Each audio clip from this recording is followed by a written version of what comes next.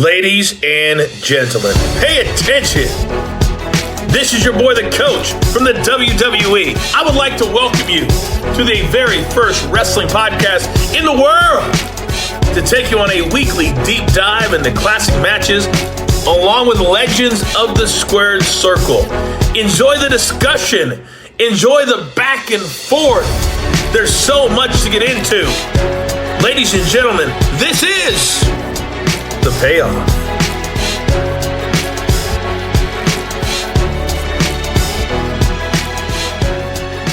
Welcome to an all-new episode of The Payoff. I'm Tom. That's Jeff. Jeff, we're going inside a Hell in a Cell. I'm ready. Where'd you get this one from? I'm sure. I mean, it's Jericho, it's Triple H, it's 2002. They're probably both in their peak shape and performance. Where'd you get this one from, though? This was we're just kind of in the middle of shows right now. Backlash is behind us. We've got the King and Queen Saudi show coming up in about 2 weeks here, or 2 weekends. So we got that to look forward to. It's just kind of one of those to slip it in here because I was like, why not? Fairly high ranking match. You got, of course, you said two people that still around, still involved in the business in different capacities. But I think this is just one of those where why not? And so no other reason. And let's just, should be a good match, hopefully. And let's, two, like you said, two performers at the top of their game. All right. Well, let's get into the build. Oh, it's time for the build. This is a weird show, man. Yeah. There was a podcast, and I can't remember the name of it, but the premise, and I never listened to it, but the premise was rebooking shows with the same guys on the card, but just putting them in a better position. And man, this kind of feels like one of those shows. I will tell you, and just put the personal kind of all the lawsuits, all the bullshit aside with Vince McMahon. Okay, let's just talk about him as, kind of a booker, promoter, owner of the company. Man, I wonder how history could be different with maybe a better booking structure. Yeah. This changing shit at the last minute, booking for an audience of one.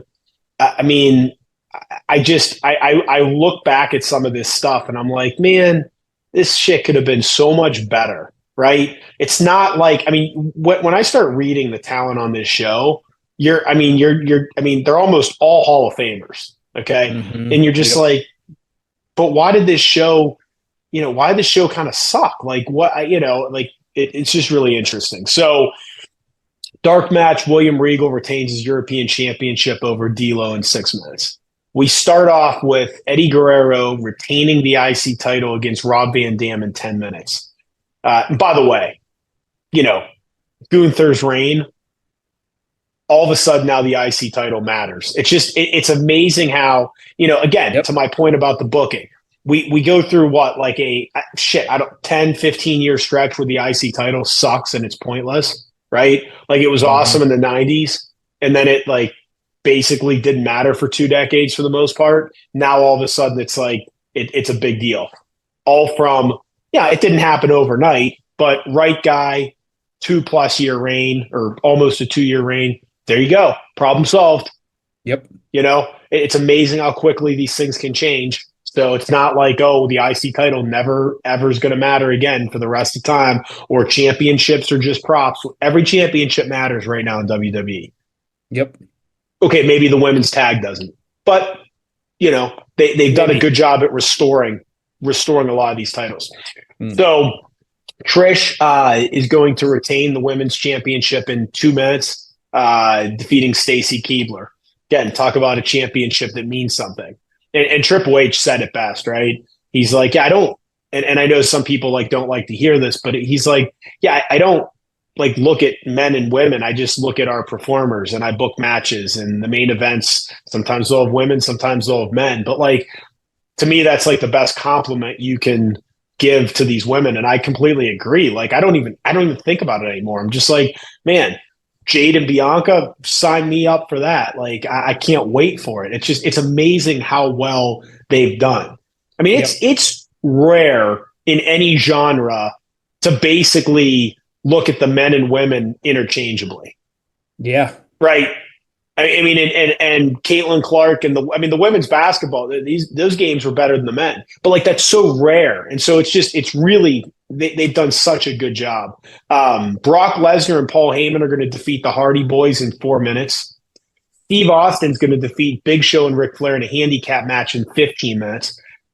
2002, I would have told you Austin was already retired. I just, it felt like I was like surprised.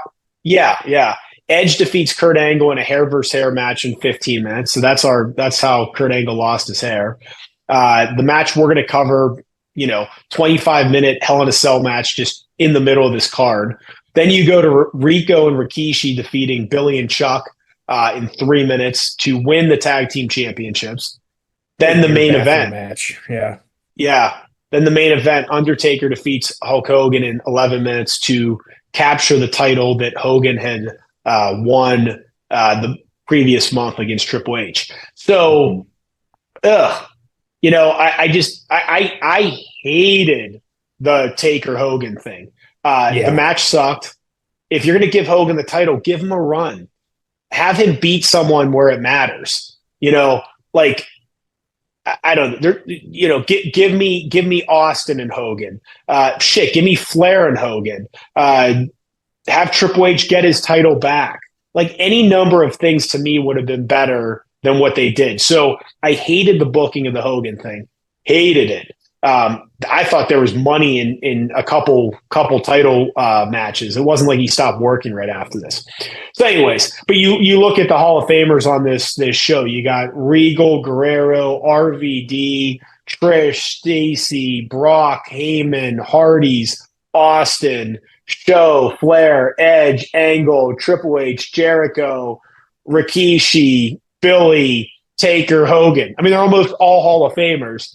Yet the show didn't hit. Well, so how's that possible? Because the booking sucked. So all right, it really Triple is H, Jericho.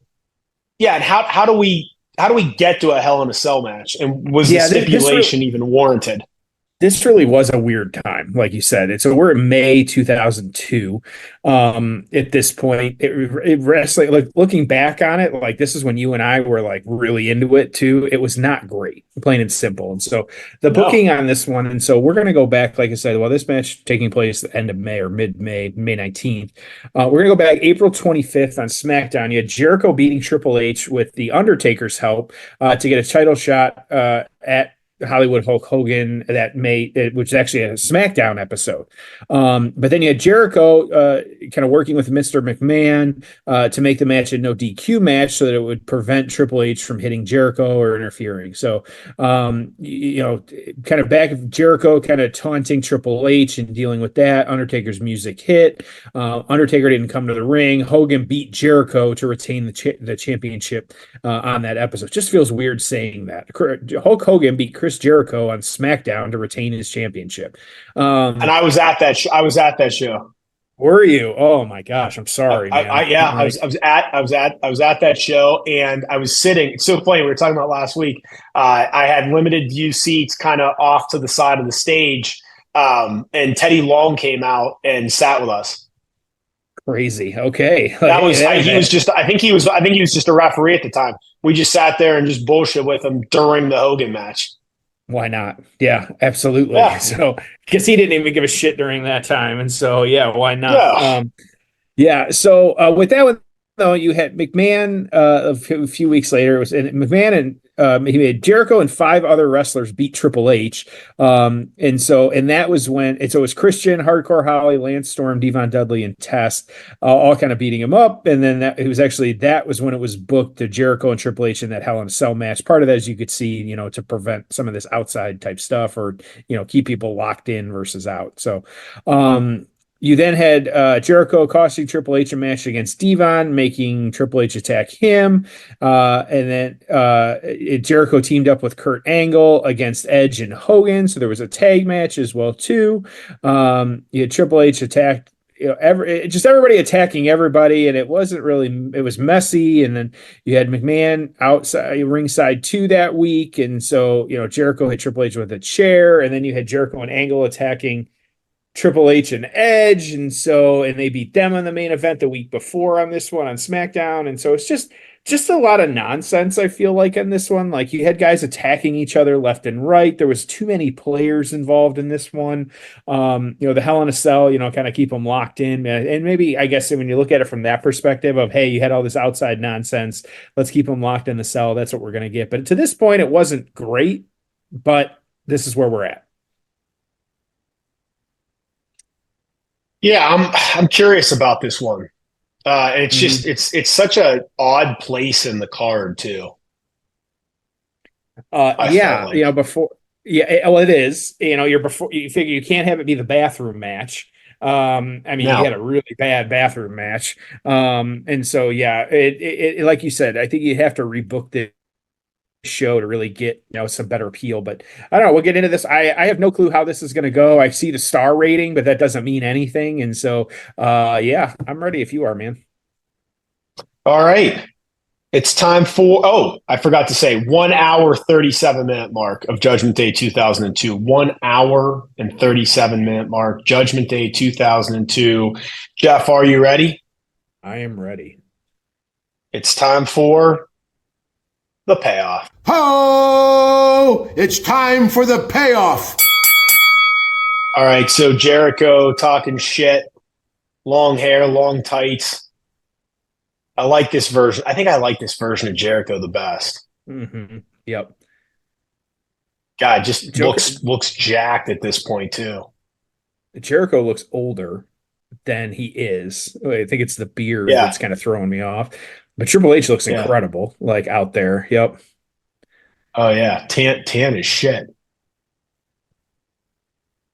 And we're off. Okay, so I'm looking forward to this one, man. It's interesting. I would love to see if Triple H could work one more match.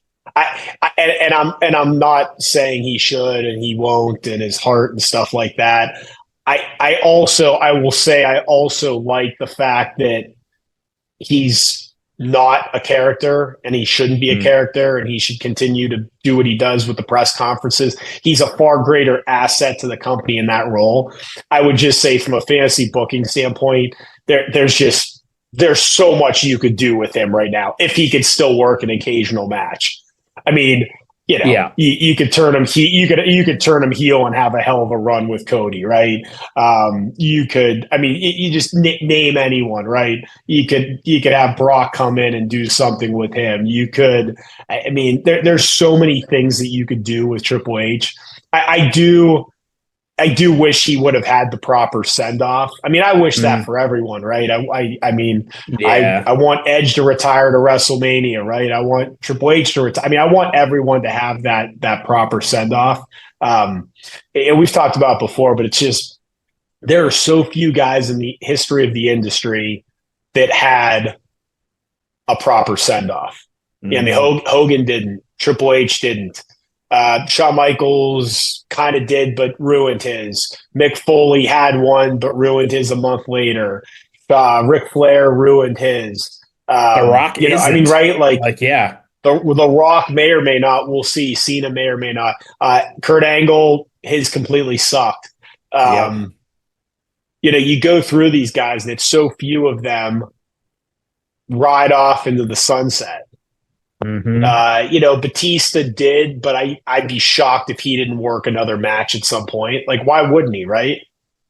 He's still technically, I was thinking about it this year, he's still technically a Hall of Fame announced inductee, but not inducted. And so we got to get that. I mean, they'll headline. Yeah, they'll headline one with him. Yeah, he's an easy headliner. That won't be a problem at all. Hey, by the way, speaking of Hall of Fame, how good was Paul Heyman's speech? Oh man, like that's one for the ages. There was a lot of good speeches, but that was really knock your socks off. Like, that's one that you have to watch. That it just fantastic. There's no reason not just great. That to me is like, yep. Yeah, it's the best ever or the second best ever. It's right there. Yep, it has to be. Like, just really good. So you brought it. Oh, it's two. You gotta have a feeling we're going up top here because you can see the footholes cut out on the side of the cage, which is kind of funny. Yeah, and so you can see there's some big ones in the middle there. So how do they fix the Hall of Fame? I know you and I have talked about this off air. Go ahead. You dislike it more than me. It's Friday night is a terrible time to do it. And I know there were reports at the time that were telling fans to kind of come in and fill in the hard cam side stuff, so it looked fuller than it was. I think I get it. The wrestlers, that's what you sign up for, but like it's tough. Like, hey, we're gonna do the show Friday plus all the fan interaction stuff. Then you're gonna have this Hall of Fame stuff where you have to get dressed up and get ready and do that, and then for an NXT wrestler, if you're hanging around, like you got to show that after in less than 12 hours practically. And then, for everybody else, 2 nights, like that's the thing. Like everybody's talking about Cody coming out of this. Everybody, of course, is talking about that main event and stuff like that. But man, I think the hardest worker that weekend was Seth freaking Rollins. Like, dude was all over the place everywhere. Like, he was working hard too. And so, I just think that, whether part of me says, okay, I get it. It's around WrestleMania. You want the Hall of Fame to have that kind of air of, what they're doing. But I think if you were to find time to do it separate, maybe you do it at SummerSlam to give SummerSlam a little bit more kind of gravity. I know they did this, another one too. They brought back the Slammies, which I don't even know who won anything, but they did. Is Jericho's arm bleeding? Yes, it is. Weird. Obviously something against the cage got hit up.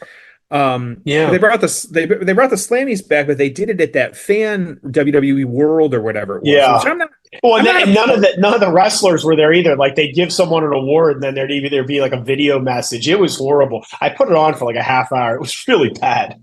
Yeah, and so I think that there's a better way to do that too. Like, I'm okay with that environment, but like I said, you got to have the wrestlers be there or find a better way to kind of announce it. And so I get it's a packed weekend, and if you commit, I sent you that, or Reddit had that, or Twitter had that little graphic that had that full week of shows, and it was nonstop. And so even my wife was like, wait, you have it again tonight? I was like, yes. And then it was like Monday rolled around and she's like, wait, I thought like wrestling was over. I was like, wrestling's just getting started. It's Raw after Mania. What are you talking about? Like, you got to get ready to go with some of this stuff. And so she's learning a little bit of that still, of course, but just my world, not hers, but that's okay. But yeah, I just feel like they could do a better job. I think it takes away a little bit from the speeches and for the people that are winning. But also make it more accessible, I think is the best way to do it. So I don't know. Yeah. I mean, it's interesting. I think that I agree that it's so jam packed. I will say that the argument for the Hall of Fame, the Slammies doing it all the weekend of WrestleMania is they really do dominate Friday, through Sunday and arguably during the week as well. I mean, all over McAfee. I mean, in terms of growing the audience and getting the casual fan, I mean, McAfee, Tonight Show, I think there is value. I mean, doing NXT Stand and Deliver Saturday afternoon, it's like, they're just, and the problem is they don't want to cede that time to everyone else in town. Like they don't want an AEW doing a show that day or ROH or whatever, right? Like, I know some of that stuff does occur, but like they just want to own that weekend. So I get the constant programming. It'll be interesting to see, we really don't know what's going to happen with Raw and SmackDown. I mean, I don't think Netflix has committed, I mean, at least publicly, to Raw being Monday night. I would assume it will be, but you don't know. Remember, USA has SmackDown.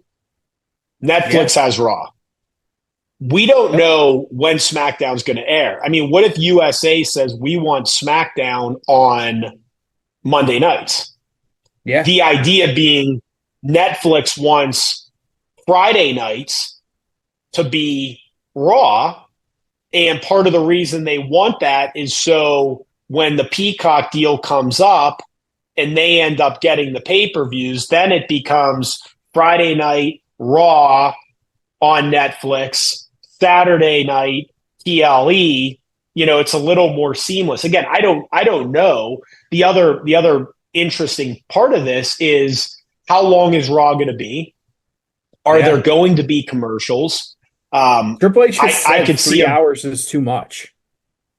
Yeah. So is it 2? Is it 2.5?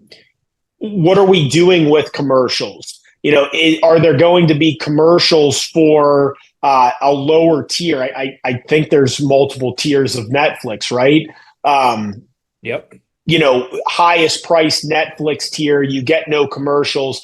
Do you do like commercials in a box, but still, I mean, there's so many things to figure out, but I wouldn't look at how things are currently being done and just assume that it's a continuation of that. I think Raw could look a lot different. I think the nights could look a lot different. So I say all that to say, how does that? Because then it's going to be, well, okay, SmackDown is Fridays on USA.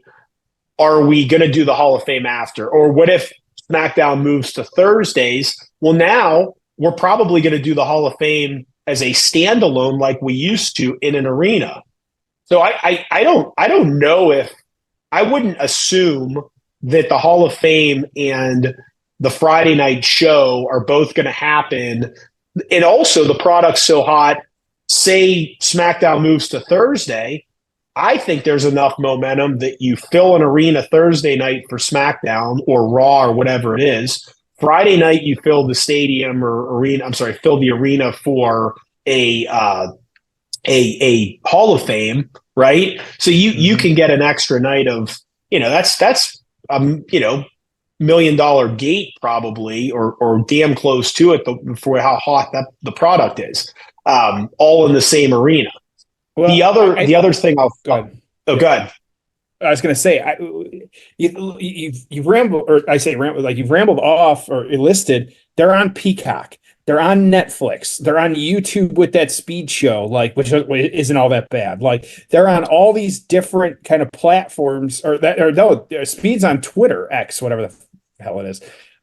You've got all these different shows on different, and like I know one of the big headlines coming out for Peacock was WrestleMania was its most streamed event, or it was the highest streaming live sports event Peacock ever had.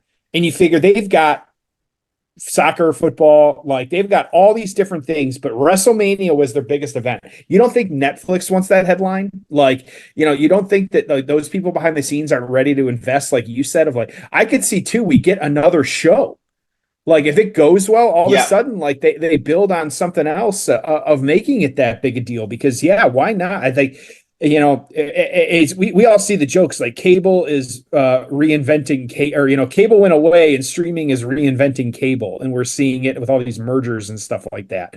But like, we're going to see it all. I don't know we have no clue what that landscape's going to look like in a year. No clue by the time the Netflix deal rolls around, but they wouldn't have done it if there wasn't a major investment and some ideas behind what they wanted to do and see. So, I think we're just scratching the surface on, programming. I think you're going to get more live programming. You're going to get more of the A&E documentary stuff. So Triple H bleeding, shocking. The fantastic documentaries that are coming out right now. Like I know you just watched Bray. Not that long. Oh, dude, no, that Bray documentary. I mean, it's heart wrenching. it was incredibly well done. I'll tell you two. I have two thoughts on this. The first thought is, and I wouldn't be surprised if it's already being discussed. Are we going to get something with Taylor, with his brother? Bo? Yeah. I mean, is there something, yeah. and not something goofy? I'm not talking like Uncle Howdy. I mean, is there? I mean, are you going to do something in that Bray Wyatt universe with his brother? You know, does he come out? I mean, and again, it would be done as a tribute. It would be done with respect. Well, does Taylor come out as the Fiend? Well, does he come out like? Would you have any thought on that? Have you seen anything? I haven't read anything. It feels like there's something there that's a tribute that the family would love, that fans would go fucking nuts for. That was my thought on it. What about you? Yes, and by the time we're recording, he has not taken. We've got a Tim White blood spot too, by the way. The referee. Yeah.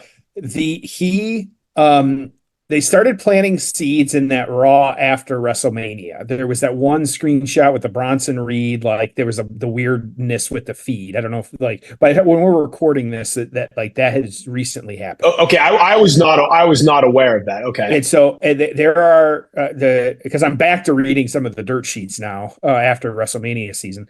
That the rumor, I've heard both that it's going to be Uncle Howdy, but then I've also read they're going to bring Bo Dallas back, but it's going to be a more straight, like more serious character. It's not going to be the Bo Leave. It's going to be, it may not, Bo Dallas. I don't know what. So there's something in the works. I don't know what, but there is definitely something in the works. So it doesn't surprise me, but I was not aware of that, but makes all the sense in the world. The other thing I want to share related to that. Yep. I cannot think off the top of my head of a character / wrestler in the history of the business where more money and more potential was left on the table. Now, some of that obviously has to do with health issues and passing away. But prior to all of that, Vince McMahon just didn't get the character. And he should have beat Cena at 30. He should have never been jobbed out to Goldberg. Each iteration of the character had more money in it. Maybe he shouldn't have beat Taker at WrestleMania, but I'd argue don't put him against Taker unless you're going to have him beat him, or have him beat Taker somewhere other than WrestleMania. I believe in watching that documentary and thinking through it, to me, it should have been The Undertaker. That level of character, of mystique. Maybe the run isn't as long, but he should have drew so much money. Give him the title, don't give him the title, making him attraction, put him on every week, do whatever you want with him. I just feel like I can't look, there's no one else I look at ever and say they should have been exponentially bigger than they were. For as big as he was, they fucked him so many times. And I know he probably wasn't the easiest to work with. Neither was Austin. None of these guys are. Rock's not easy to work with. Brock's not easy to work with, right? But they just screwed it up, and I just don't think Vince McMahon got it or understood it. Therefore, it was never what it should have been. What do you Right. What do you say? Yeah, I'm right there with you. Absolutely. I just think it's, I just think that, a lot of this different stuff and how it's booked, it's just, it really is crazy. So I'm kind of locked in right now. They're on the outside of the cage now. You had the refs come in to help Tim White. They're both bleeding at this point. You got to figure we're probably going up top at this point too. I just realized too. I opened up my feed. I'm going to get a live reaction from you at this point. We probably don't have enough time to cover all this, but as the time of recording, the Dave Meltzer star ratings for WrestleMania just came out. And so I'm Oh, interested. What if you had to guess what was the lowest rated match? It was on night two. well, let me. Okay, okay. So lowest match night two, was it the 6 man? It was Jimmy and Jay. Oh yeah, I forgot that was night two. That match just didn't work. That didn't Um, work at all. it Yeah, was so it was so similar to that Matt and Jeff Hardy match at WrestleMania. It just did not work. super kick party, man. Same Yep, styles. I don't know. It just didn't work. And it's so funny that spot where they did the spear off the stage. was It's better. like you should have done that during that. You should have done that during the damn Or match. I'm sorry, that was had. night one. I'm sorry. It was night one. My bad. Yeah. Okay. But that one getting 0.75 stars. And so Yeah, I mean it wasn't good. night one though. The other thing. Let me just jump to this. If I already think that look, it's all subjective. Dave's Yes. opinion's different than other people. Cody Roman was 5 stars, and I refuse to believe anything other than that. So what did he give that match? So the Bloodline versus Cody and Seth was 4 stars. His highest rated match on night one was the Sammy and Gunther at 4.5. Night Okay, two, Jericho climbing to the top. Triple H trying to get him with a barbed wire wrapped kind of two by swinging it. four that he's now wrapped around his wrist, and he's going to climb up the cage to get to. Keep going. Sorry. No, that's okay. So Sammy and Gunther was 4.5 on night one. That was your highest rated. The women got 4.25. The ladder match was 4.25. Night two, though, oh man. Bailey and EO was Logan Paul, Randy, and KO was 4.25. Bailey and EO was 4.5, and Roman versus Cody Rhodes coming in at a fantastic 4.75. Man, that was a five. It was a 5 star match. I mean, At least. Yeah. I mean, it's 5 stars. I mean, it's if you want to say that's the greatest match or the greatest main event in the history of WrestleMania, I have no problem with that.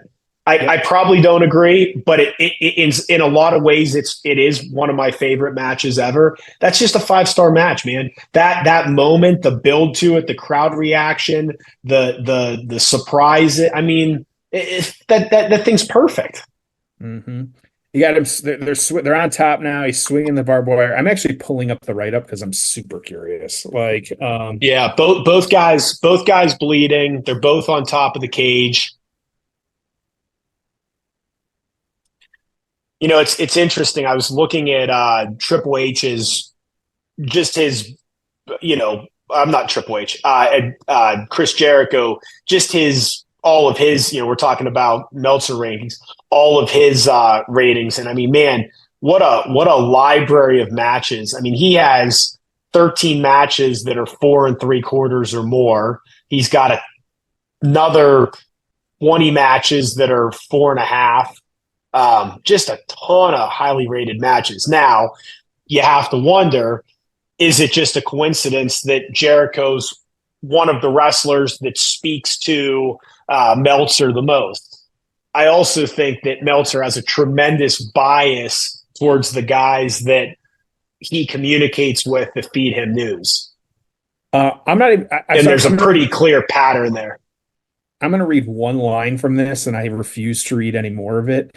And so he says, I know some will be mad at this for being too high with all of the interference, saying it was overbooked and stuff. So he's not. So he's saying it could be too high. No, this is why wrestling, fuck that. There's no way. 4 point, I don't, with everything that played out, I think the bias is on full fully out there. So we're on top now. Just to kind of update you, we got the barbed wire bat or 2x4 is up there. You got a new ref. You got Triple H hitting a low blow on Jericho. I don't understand how you come out of night one, I think both of us were a little after night one, but we knew that night two was going to pick it up. It did.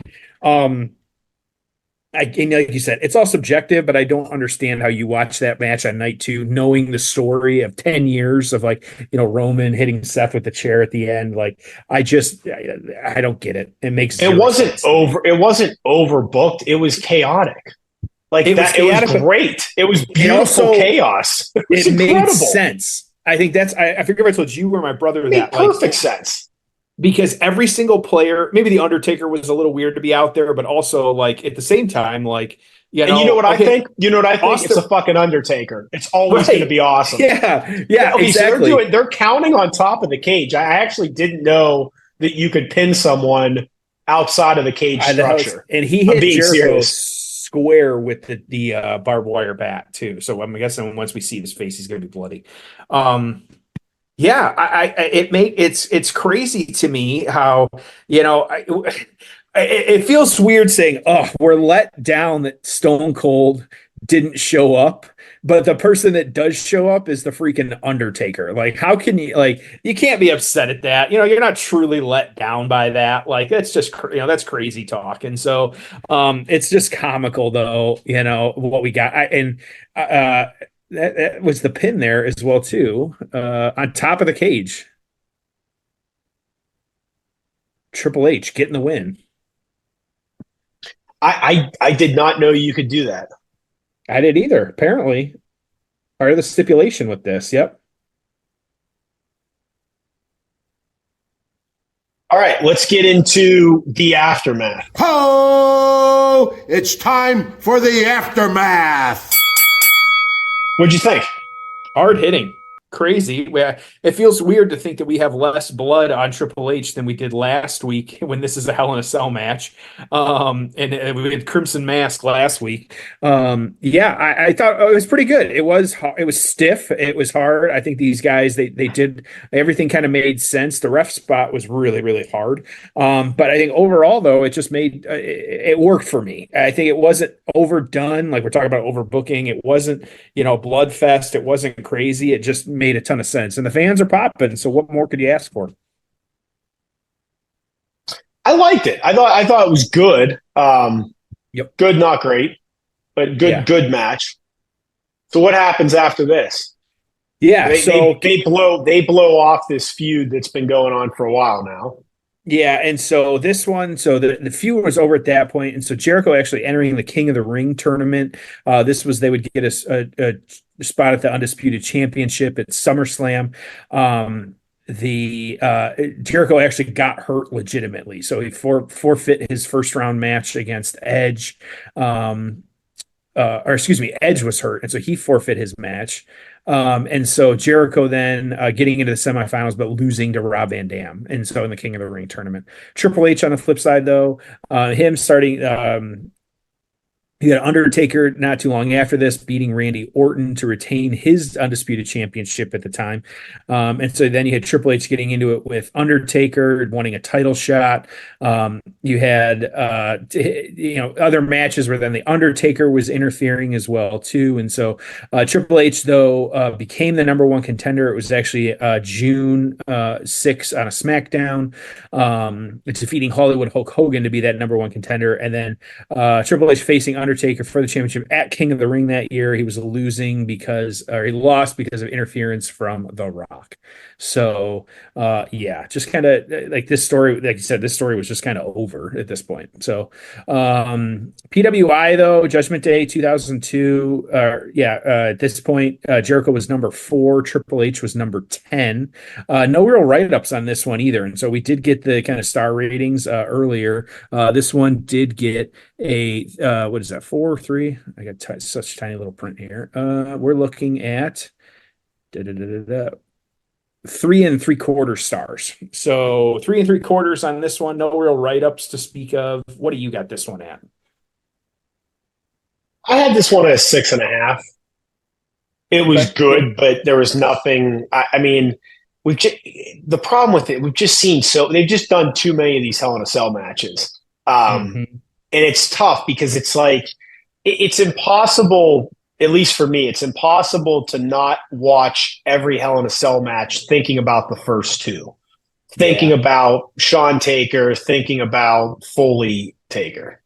Yeah. So you're kind of going into every Hell in a Cell match with some of those moments and spots in mind. And there's been some really good ones along the way. Cody and Seth, for instance. It's just tough. So a match like this, it's a really good match, but it's just like, yeah, it's not really memorable. Nothing happened that you'd remember a week from now. What about you? We were really spoiled with those. You saying that, like, the bar is just too high, and so yeah, I'll be right there with you at a 6.5. I think that seems to make the most sense. Like you said, it wasn't bad by any means. It's just one of those that it was a weird time in wrestling too, so it was booked really weird. And so it just maybe it made sense a little bit here, but you just had so many players too outside of this, like it just didn't hit exactly like it should, but it's going to happen. So, but yeah, I'm with you, 6.5, but good stuff. Not a bad match. Nope. So with that though, dude, how pumped are you for next week? Oh boy. Like I said, a while back, as we all know, like I gave Tom a match, his Shawn Michaels. I always throw in some Shawn Michaels matches, always expect to see those. And so I made sure to give you that Heart Foundation Rockers match, but now it's my turn. I get Big Boss Man versus Hulk Hogan, Sunday night main event. Super excited about that one. Another Steel Cage. I don't know how I managed. I didn't even notice. We had Triple H 2 weeks in a row. We get Steel Cages, Hell in a Cell 2 weeks in a row now. Like, so just kind of crazy, but it should be really good stuff. But I am pumped. I am ready. It's going to be an exciting week. And so want to remind everybody, of course, make sure you're using manscaped.com, our promo code PAYOFF, getting you 20% off free shipping. Everything in your cart, as soon as it says apply code, just type in PAYOFF. It'll apply that discount to everything, every single thing you have in your cart, whether it's an old product, new product. We stand by all their products. And so make sure that you're checking those out using that promo code PAYOFF. 20% off free shipping at manscaped.com. So that time, let's send them home happy. Well, and I'll just say that, every week Manscaped's adding new stuff. It's all good stuff. Really, so it's all, it's all quality stuff. If you're like, oh, I need a new such and such, buy it from there because it's going to be better than anywhere else. their groomer, their ear trimmer. Every item is better than.